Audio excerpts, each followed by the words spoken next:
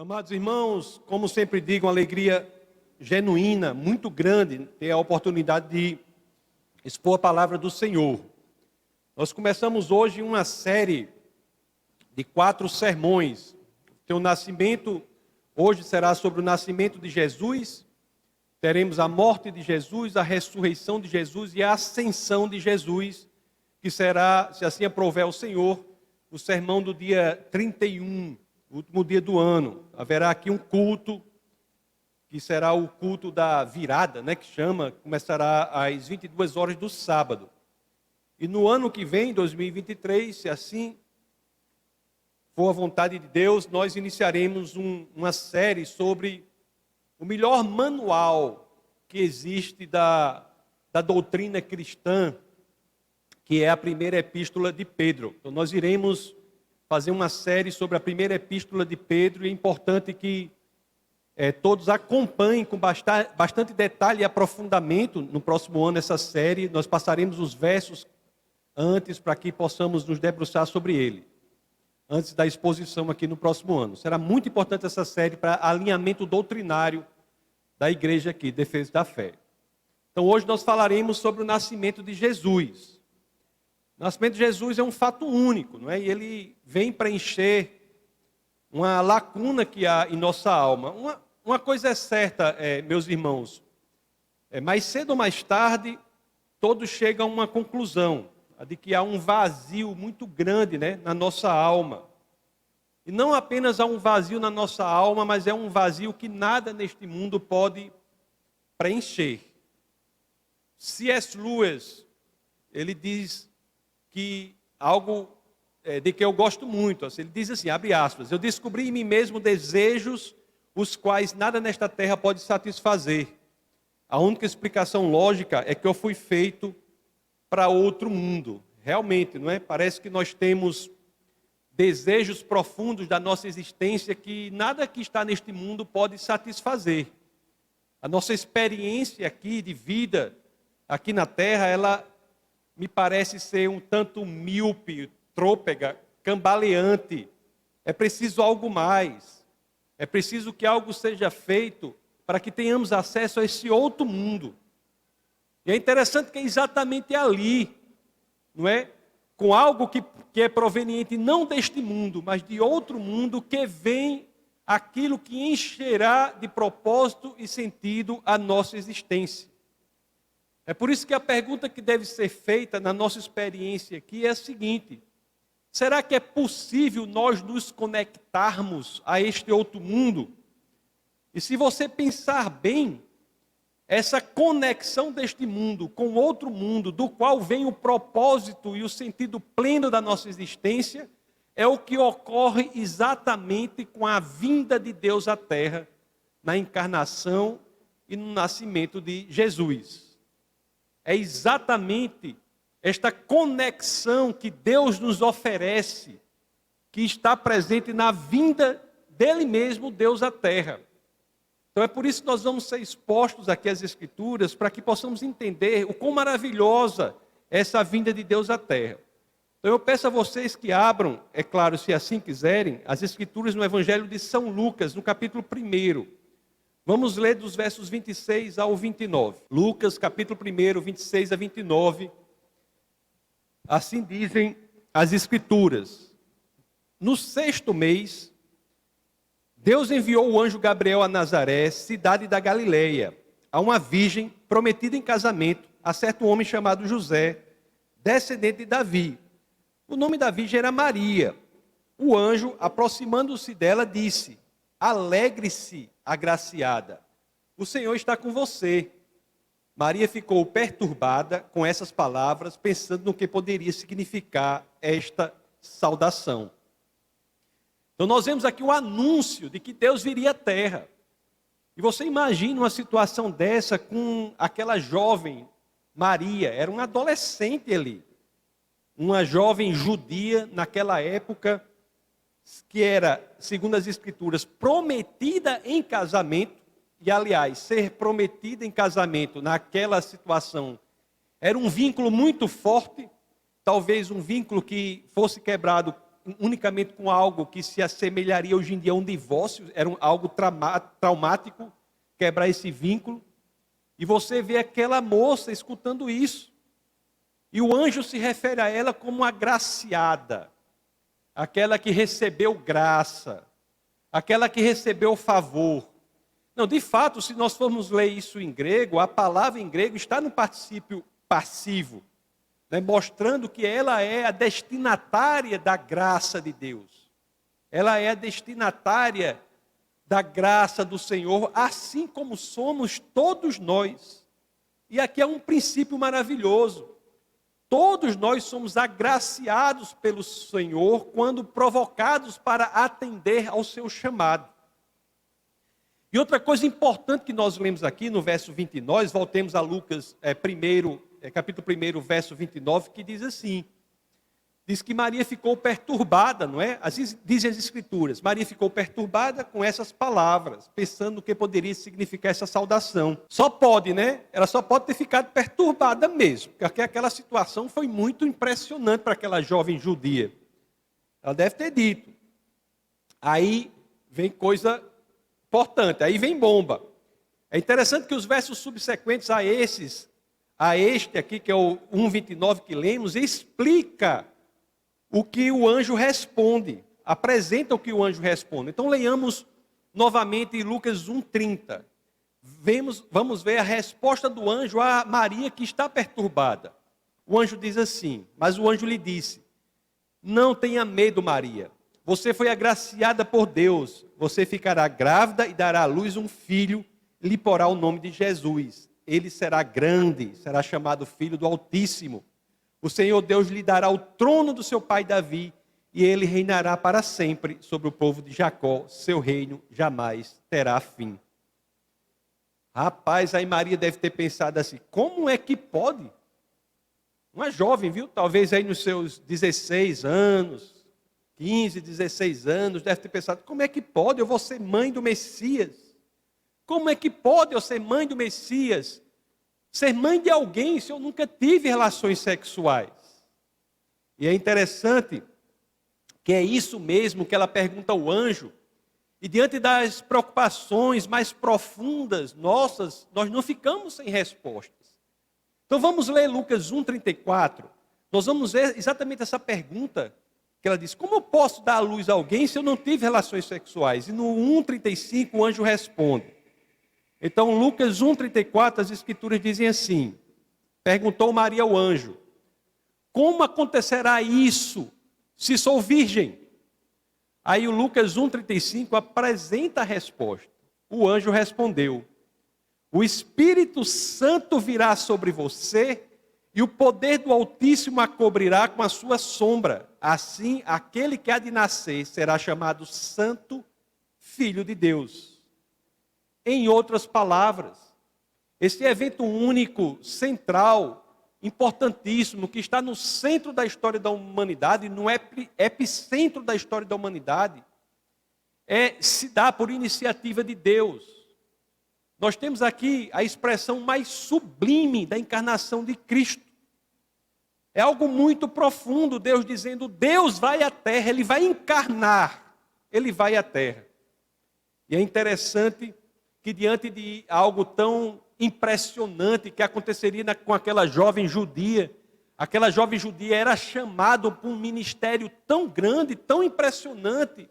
A resposta que ela dá a esse chamado é uma lição para cada um de nós aqui. A resposta que ela dá a esse chamado impressionante, grandioso, praticamente incomensurável para uma jovem judia prometida em casamento, é algo maravilhoso que deve a todos nós nos dizer muito. Essa resposta está em Lucas 1:38. Olha o que as Escrituras dizem. Respondeu Maria, sou serva do Senhor, que aconteça comigo conforme a tua palavra. Então o anjo a deixou. Será que nós respondemos da mesma forma aos chamados que são colocados em nosso coração? Será que nós nos colocamos da mesma maneira aquilo que devemos fazer? Será que o chamado que Deus coloca em nosso coração é mais aterrorizador do que era aquele que aconteceria no ventre de Maria, para uma jovem judia, da perspectiva dela? Será que o nosso chamado é assim? Porque o de Maria, ela disse que aconteça comigo conforme a tua palavra. Que lição para nós, não é? E era algo incrível mesmo, porque ninguém nunca antes havia nascido dessa forma. E, aliás, nunca depois viria a nascer. Jesus tem um nascimento único. Não quero dizer, é claro, que não há nascimentos miraculosos. Há nascimentos miraculosos até hoje em dia. Aliás, na Bíblia nós temos nascimentos miraculosos. Abraão e Sara tiveram Isaac quando ambos estavam muito velhos. Zacarias e Isabel tiveram João Batista, também idade muito avançada. Elcana e Ana, que era estéril. Eles tiveram Samuel, que se tornaria o grande profeta.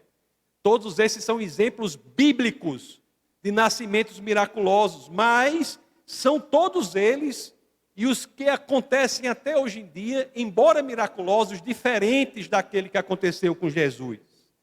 Todos esses nascimentos, embora miraculosos, não se comparam com o que aconteceria com Maria. Em todos eles, mesmo miraculosos, Deus utiliza-se de um homem e uma mulher para fazer o milagre. Com Maria, não. A virgem daria a luz.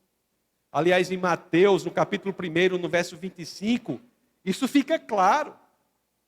As Escrituras dizem em Mateus 1, 25, mas, fala de José, mas José não teve relações com ela enquanto ela não deu à luz um filho, e ele lhe pôs o nome de Jesus.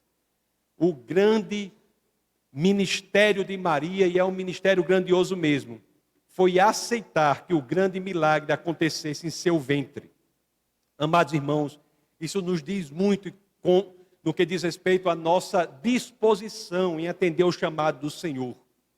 Outra diferença muito importante aqui da vinda de Deus à terra, do nascimento de Jesus, em relação a todos os demais nascimentos, é o seguinte: a nossa vida, a vida de cada um aqui, se inicia na concepção. A nossa vida se iniciou na concepção. A vida de Cristo não se inicia na concepção. A vida de Cristo não se inicia como a dos outros bebês. Cristo, ele é Deus, ele sempre existiu. Existiu antes da encarnação, fora do tempo. Ora, é isso que nos diz o Evangelho mais filosófico de todos, no Evangelho segundo João, no capítulo 1, no verso 1 e 2. No princípio era aquele que é a palavra, e estava com ele, e era Deus, ele estava com Deus no princípio. Quando esse Logos, ele encarna, está em João 1,14, as Escrituras dizem, aquele que é a palavra tornou-se carne e viveu entre nós. Vimos a sua glória como glória do unigênito vindo do Pai, cheio da graça e de verdade. Isso nos demonstra, o entendimento de como é o nascimento de Jesus, nos demonstra e nos ensina algo muito importante. Às vezes há pessoas que querem experienciar um cristianismo sem a perspectiva profunda de que Jesus é Deus. Jesus não é um homem que nasceu como outro qualquer e que tinha grandes ensinamentos, um grande professor. Jesus não era nada disso. Jesus é Deus, Deus criador dos céus e da terra, que encarna. E isso faz toda a diferença. Faz toda a diferença, porque sendo Deus, e é aí que eu volto a enfrentar o que eu falei no começo. Sendo Deus, é que Ele consegue trazer para este mundo aquilo de que tanto precisamos, porque Ele vem de outro mundo. Em Cristo, os desejos que este mundo não satisfaz são plenamente satisfeitos, porque o reino dele é de outro mundo. Cristo, Ele reconstruiu a ponte entre esses dois mundos. A experiência do cristianismo não pode afastar essa perspectiva de que nós adoramos ao Deus encarnado. Ele lançou a boia da salvação para este mundo. Cabe a cada um aqui, se quiser, segurar essa boia. Cabe a cada um aqui atravessar, se quiser, a ponte que Cristo construiu entre este mundo e o outro mundo. Amados irmãos, nós sabemos que Ele é Deus, mas também sabemos que Ele veio e optou vir como homem. Sim, para nós cristãos, quando nos debruçamos sobre o tema do nascimento de Cristo, nós temos que saber Tão importante quanto Jesus ser Deus, é ele ser homem. Tão importante quanto ele ser Deus, é ele ser homem. Apenas como Deus, nós vimos, ele pôde reconstruir essa ponte entre o homem e Deus. Mas apenas como homem, Jesus pôde receber a conta pelo pecado da humanidade. Romanos, no capítulo 6, no verso 23, esclarece que o pecado tem por salário a morte. Romanos 6, 23, o apóstolo Paulo nos diz assim: pois o salário do pecado é a morte, mas o dom gratuito de Deus é a vida eterna em Cristo Jesus, nosso Senhor. Sim, somente como um homem ele poderia pagar esse preço. É interessante o nascimento de Jesus, quando nós vemos como essas duas realidades são solucionadas, são intercorrelacionadas em uma solução. Porque o Filho de Deus se torna homem para que os filhos dos homens possam se tornar filhos de Deus. É nessa natureza de homem de Deus que nós temos a percepção de que é Ele, o Filho de Deus, se tornando homem, não por acaso, não para nenhuma função, não para nenhum propósito, mas com um fim específico de fazer com que nós, filhos dos homens, possamos nos tornar filhos de Deus. Jesus é homem e é Deus, meus amados. Nunca percam isso de perspectiva. É um mistério, mas é algo que está na encarnação de Cristo. E vou adiante, preste bem atenção. Se você não entender verdadeiramente que Jesus é Deus, você não entende o Novo Testamento. Se você não entender, se você for sério diante das coisas, sério que eu digo assim, pensar sobre o que você está ouvindo e escutando, se você não entender, não for uma premissa do seu pensamento, a de que Jesus é Deus, você não entende o Novo Testamento. A divindade e a encarnação de Cristo, a encarnação do Deus, é que joga luz sobre toda a teologia do Novo Testamento. É porque nós sabemos que Jesus é Deus que entendemos a teologia do Novo Testamento. É interessante que, eu acho que também C.S. Lewis, naquele livro, se eu não me engano, Milagres, ele diz assim, né? Ele diz que nós sabemos que o sol, pela manhã, você acorda, você sabe que o sol está lá fora, não porque você necessariamente olha para o sol, mas porque graças a ele você consegue ver todas as demais coisas. E a mesma coisa aqui, o fato de Jesus ser Deus é o que faz com que, graças a isso, nós possamos enxergar toda a teologia do Novo Testamento. Você quer dar um exemplo? Você abra o Novo Testamento e tente entender a primeira frase do Novo Testamento, sem você entender que ele é Deus. Eu não sei se vocês já leram a primeira frase do Novo Testamento e pensaram sobre ela. Mateus, né? O Novo Testamento tem 4 biografias de Jesus, Mateus, Marcos, Lucas e João. Abramos na primeira biografia, primeiro evangelho, segundo São Mateus, no capítulo 1, no verso 1.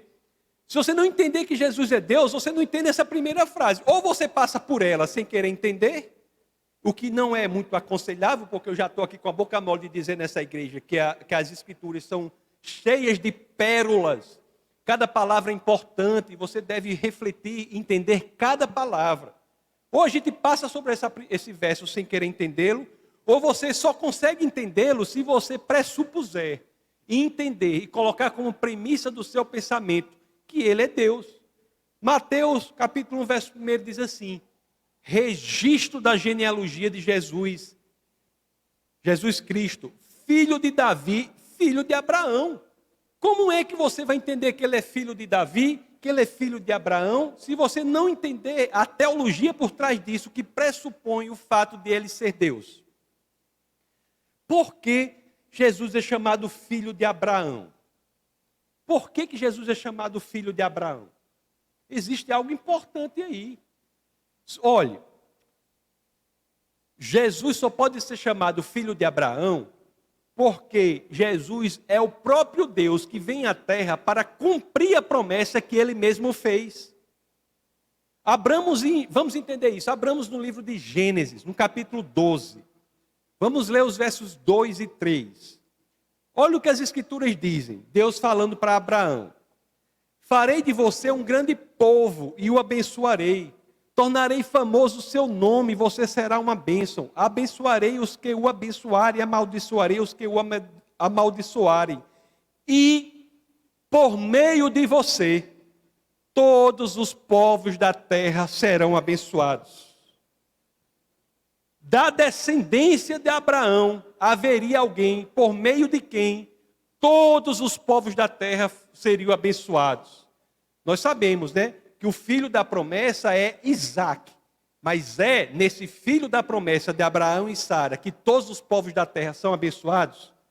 Amados irmãos, por mais que nós gostemos de Isaque, apreciemos o ministério dele, que foi importante, eu não posso lhes dizer que foi por meio de Isaque que todos os povos da terra foram abençoados, mas sim em outro descendente de Abraão. Quem?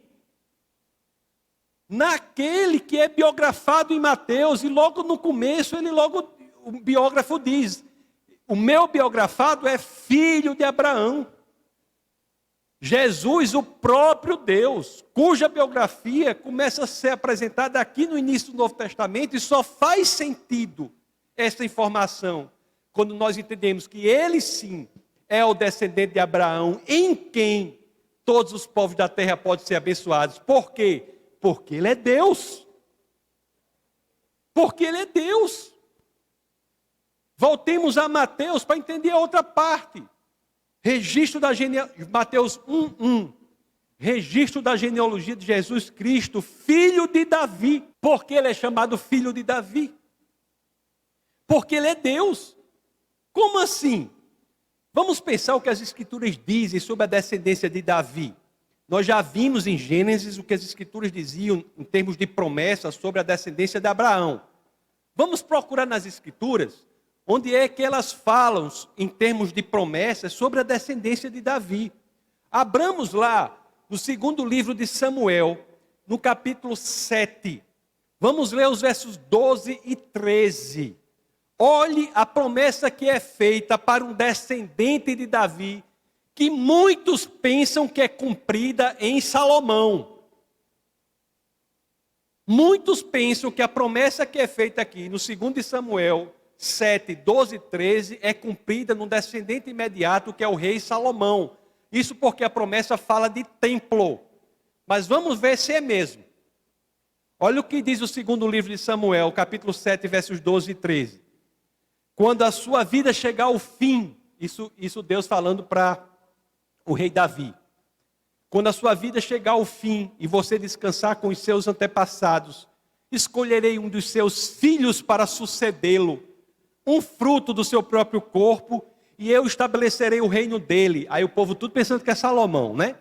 Aí o 13 diz, será ele quem construirá um templo em honra ao meu nome. Aí o povo, pronto, é Salomão, é Salomão. Aí o que é que diz depois? E eu firmarei o trono dele para sempre. Amados irmãos, Davi teve um filho, né? O rei Salomão. Sabemos todos nós que Salomão construiu o templo em Jerusalém. Aliás, construiu o templo até com o material que foi recolhido pelo seu pai Davi. É um ministério importante de Davi, de humildade. Ele recolheu o material porque Deus havia dito a ele que o filho construiria. Então Salomão construiu esse templo. Mas será que o trono deste templo dura para sempre? O trono do templo de Salomão está firmado para sempre? Não, meus amados. O templo foi destruído. Foi destruído por Nabucodonosor. Aliás, Nabucodonosor II, o rei da Babilônia. Depois reconstruído por Herodes e então destruído novamente por Roma no ano 70 depois de Cristo. Este não é o templo do qual se pode dizer que tem um trono que é firmado para sempre. O trono é outro, é o trono do Deus encarnado, que nele reinará para sempre.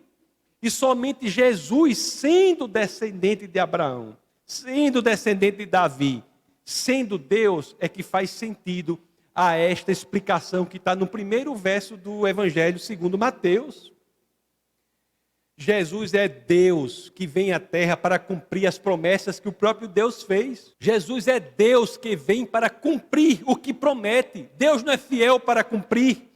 Jesus é Deus que vem para cumprir a sua própria palavra. Amados irmãos, não é por acaso. A Bíblia não tem coisas por acaso. Não é por acaso que em vários momentos do Evangelho, segundo Mateus, por exemplo, já que estamos falando de Mateus no caso aqui, que diz assim, essa fórmula assim, ó, tudo isso aconteceu para que se cumprisse o que o Senhor dissera pelo profeta. Várias vezes. Tudo isso que aconteceu foi para que se cumprisse a profecia. Tudo isso aconteceu para que os profetas previram fosse cumprido. Jesus não é um profeta, ele é o cumprimento da profecia. Mateus 1:22. Tudo isso aconteceu para que se cumprisse o que o Senhor dissera pelo profeta. Mateus 2:17. Então se cumpriu o que fora dito pelo profeta Jeremias.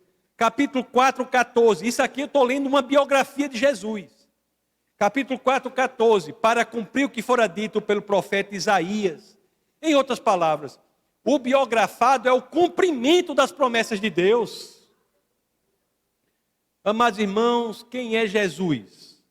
Jesus é o cumprimento das promessas para o povo de Deus.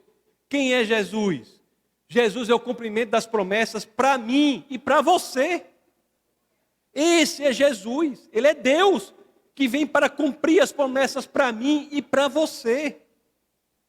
É por isso que Jesus não veio para abolir a lei, ele veio para cumpri-la. Em Mateus, no capítulo 5, no verso 17, isso está claro. Não pensem que vinha abolir a lei ou os profetas. Não vinha abolir, mas cumprir. Jesus não é mais um profeta. Não trate Jesus como um profeta. O profeta fala das promessas de Deus. Não. Jesus veio para cumprir as promessas de Deus. Ele veio, ele não representa Deus, ele apresenta Deus. Ele é o Deus encarnado. É interessante que essa dúvida sobre quem é Jesus, essa dúvida passeia no coração de muitos cristãos até hoje em dia. Porque às vezes nós lidamos com Jesus como se ele fosse qualquer pessoa. Como se ele não fosse o Deus encarnado. Como se não houvesse problema, que ele fosse maior do que qualquer problema. Como se ele não fosse capaz de resolver uma situação. Como é que a gente lida com Deus assim? Essa dúvida de quem é Jesus sempre existiu em muitos, mas não pode existir aqui porque está claro, as escrituras são claras nesse sentido. Você vê lá no próprio Evangelho de Mateus, nós temos uma situação dessa dúvida, que acontece até hoje. Vamos ler lá em Mateus 16, do verso 13 ao 16. Olha como essa dúvida de quem é Deus, quem é Jesus, o Deus encarnado, acontecia lá e acontece até hoje. Diz assim, ó. Chegando Jesus à região da Cesareia de Filipe, perguntou aos seus 12 discípulos, quem os outros dizem que o Filho do Homem é? Já pensou se a gente saísse perguntando aqui a nós mesmos, não a ninguém, a nós mesmos, não em voz alta, pode ser silenciosamente mesmo, mas de uma forma que você consiga atingir os labirintos mais obscuros do seu coração, da sua psique. Vá lá, naquele lugar que você mesmo tem medo de ir no seu coração e pergunte quem é Deus, quem é Jesus para você. Quem é Jesus para você realmente? Quem é realmente Jesus para você? Eu devo fazer essa pergunta para mim todo dia, e eu sugiro que você faça você todo dia também. Porque isso é que acontecia aqui. Quem os outros dizem que o Filho do Homem é? Quem estão por aí dizendo que Jesus é? Aí Mateus 16:14 diz assim, eles responderam. Alguns dizem que é João Batista, um profeta, né? Primeiro profeta do Novo Testamento. Outros dizem Elias. E ainda outros, Jeremias, um dos profetas, como se Jesus fosse um homem que falasse por Deus. Não, Jesus é Deus. Aí o 15 faz, e vocês? Perguntou ele, quem vocês dizem que sou? Aí Pedro, né, sempre o mais impulsivo e tem muitas qualidades nestes adjetivos, nessa forma de agir. Simão Pedro responde, tu és o Cristo, o Filho do Deus vivo. Será que somos capazes mesmo de fazer a mesma coisa? Sério? Olha aí. Olha aí. Quando o primeiro problema aparecer ali amanhã, a gente vai ficar cambaleante sobre as próprias pernas, vai ficar tremendo igual a vara verde, vai ficar com medo, parecendo um rato. Se nós servimos ao Deus Criador dos céus e da terra, Ele é Deus. Ele é Deus. Jesus veio para demonstrar a lei para nós. Ele veio para cumprir a lei para nós. Ele viu e Ele ressuscitou. Ele veio para demonstrar a lei para nós. Ele morreu para cumprir a lei para nós. Ele ressuscitou para cumprir a lei em nós. Amados irmãos, se Jesus não fosse Deus, o Novo Testamento seria insusceptível de ser entendido. Não seria, ele seria ininteligível. Nós não o compreenderíamos. Se Jesus não for Deus, o Novo Testamento você não compreende. João 14,6. Olha o que Jesus diz. Eu sou o caminho, a verdade e a vida. Ninguém vai ao Pai senão por mim. Sabe por que isso não é uma loucura? Isso não é uma pessoa tresloucada falando? Porque só há algo no currículo. A única pessoa que pode dizer isso e não ser doido é a pessoa que pode colocar em seu currículo: eu sou Deus. É a única. Eu sou o caminho, a verdade e a vida. Eu sou Rhodes, Aletheia e Zoe. Eu sempre digo, usando Aletheia, né? O termo sobre o qual os gregos se debruçaram por séculos. Esse termo, gregos, civilização mais inteligente que já passou sobre a terra. Esse termo, Aletheia, sobre o qual vocês se debruçam há séculos. Esse termo não é um conceito, é uma pessoa. Sou eu, Jesus de Nazaré. Como é que vamos entender o Novo Testamento se ele não é Deus? É porque ele é Deus que nós dizemos aqui que ele pode transformar a sua vida. Se ele não fosse Deus, eu não tinha coragem de dizer isso não. Como é que eu ia ter coragem de sair por aí dizendo Jesus é a solução para o seu problema, se eu não tivesse a convicção de que ele é Deus? Como é que eu poderia? Como é que eu posso chegar e dizer a você que um homem, seja qualquer, pode dar sentido à sua existência? Jesus pode dar sentido à sua existência porque ele é Deus. Jesus pode trazer cura para a sua alma. Sejam quais forem os traumas. Se você sabe por quê? Porque ele é Deus. Jesus pode trazer cura para o seu corpo. Sabe por quê? Porque ele é Deus. Se não fosse Deus, ele não podia não. Jesus pode ser o pai que você nunca teve. Sabe por quê? Porque ele é Deus, ele pode tudo. Como é que eu teria coragem de chegar aqui e dizer isso? Como eu digo com convicção, Jesus é a solução para o seu problema, seja qual for o seu problema. Por que nós dizemos isso aqui, amados irmãos? Porque ele é Deus. Não viva mais, se você é cristão, como se ele não fosse Deus, não.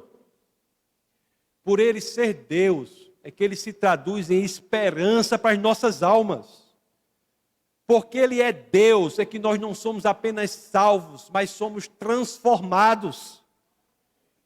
Porque ele é Deus, é que nós encontramos esperança nesse mundo que é absolutamente fragmentado. Você sabe um quebra-cabeça que você compra, para quem gosta de quebra-cabeça? Você olha o quebra-cabeça, derrama assim sobre a mesa, o quebra-cabeça. É aquelas peças tudo bagunçadas, assim é o mundo. Mas porque nós sabemos que em Cristo nós enfrentaremos aquilo? Porque nele nós conseguimos ver a imagem do quebra-cabeça completo na caixa da capa da caixa. É nele que nós conseguimos ver, por meio da fragmentação do mundo, o quebra-cabeça completo no paraíso. Porque ele é Deus. Porque ele é Deus, é que eu digo que você pode entregar sua vida a ele. Porque ele é Deus.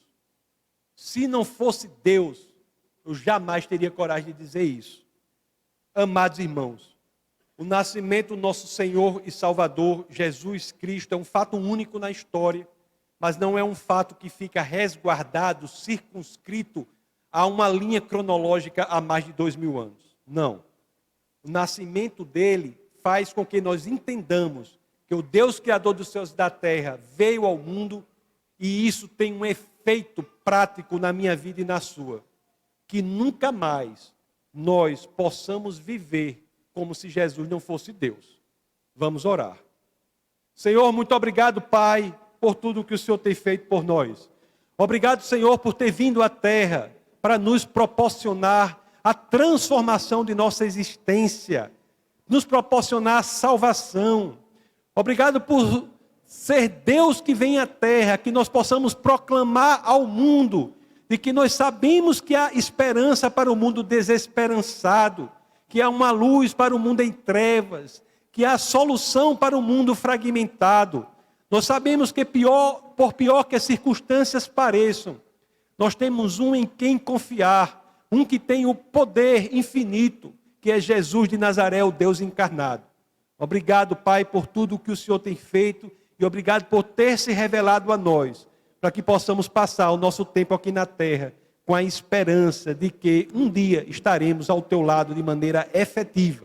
Enquanto estamos aqui, Senhor, nós sabemos que temos um papel a desempenhar. Assim como Maria, que se demonstrou disposta como serva de Deus a ir adiante e fazer com que a vontade dele fosse feita na vida dela, nós estamos aqui diante de ti, Pai. Assim como Maria respondeu ao chamado, nós queremos responder também. Cada um aqui está com o coração disposto a ver aquilo que precisa ser feito para que o nome de Cristo seja proclamado no mundo cada vez mais hostil à palavra do Senhor. Nós sabemos que estamos aqui para nós nos colocarmos contra a cultura, colocarmos contra a correnteza do mundo, proclamando Cristo em um mundo que considera cada vez mais obsoleto a palavra da salvação. Obrigado, Senhor, por nos dar a realidade sobrenatural para este mundo cheio de naturalidade, por nos dar a solução para quaisquer que forem os problemas. Obrigado, Senhor, por ter vindo à terra, nascido, morrido, ressuscitado e ascendido aos céus para continuar nos abençoando até a consumação dos tempos. E é no teu nome, no nome poderoso, nosso Senhor e Salvador Jesus Cristo, que todos aqui, unissonamente, dizemos amém.